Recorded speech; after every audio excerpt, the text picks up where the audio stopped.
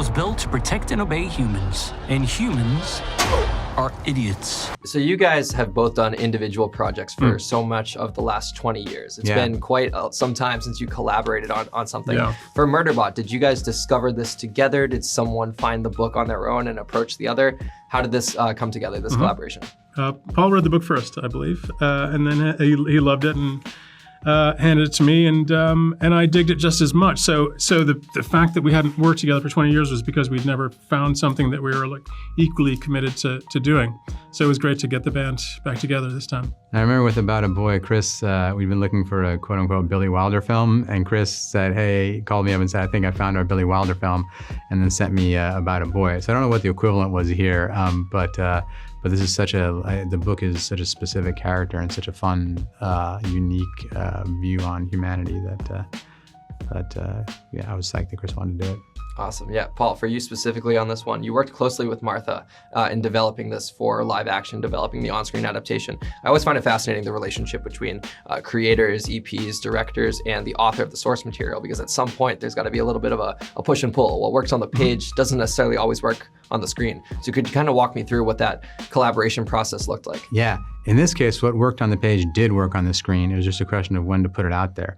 Like, part of the great thing about having Alexander Skarsgård is that he didn't want Murderbot to get cuddly too fast. You know, there needs to be tension throughout the show. In this case, you know, Martha got a kick out of sort of exploring her world. She knew we weren't going to take anything out. But in terms of adding stuff, she was totally up for us. When we had an idea, we would call her up and say, hey, we have this idea for this section. What do you think? And she'd either say, oh, that's a cool idea, or what would you think of this instead? So she's a really great person, and she seemed to get a kick out of it, so it was fun. Yeah, I also popped like crazy for all the celebrity cameos I saw in Sanctuary Moon, the show within the show. Clark Gregg especially was such a treat to see in this thing. Did it feel like shooting a separate production for Sanctuary Moon, or did it all flow in the same Murderbot world? I mean, in some ways it's quite different from the texture of the main show itself, right? So we would put everything that felt maximalist into Sanctuary Moon. Yeah, it was kind of a separate deal within the shoot. Because it was on a separate kind of like virtual stage, whereas the rest of what we were doing was all shot in practical or built sets. So this is the only element that it feels really entirely virtual.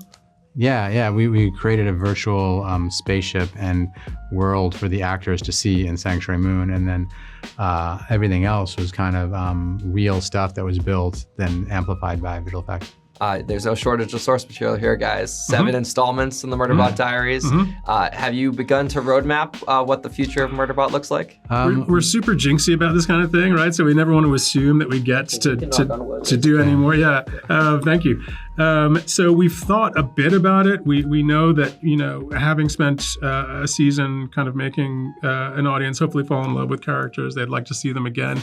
That's as much as we know. You know, there's so much great material to use, so we'll probably be doing some kind of mashup of the next few books. Awesome. Well, I can't think of a better sci-fi partner in the television realm than Apple TV right now. Yeah. Silo, For All Mankind, Yeah, they're knocking it out of the park. Invasion. Yeah, Oh my Foundation, God, yeah. everything's been crushing it. And you guys are a nice additional installment into that genre. So thank you you both very for much. taking the time today. Cheers. Thanks. Thank you. We're grateful that they let us make it a half hour, frankly. Murderbot? Can you stop calling it Murderbot? It's terrifying. Yeah, well, I mean, that's what it calls itself, so I am just being respectful.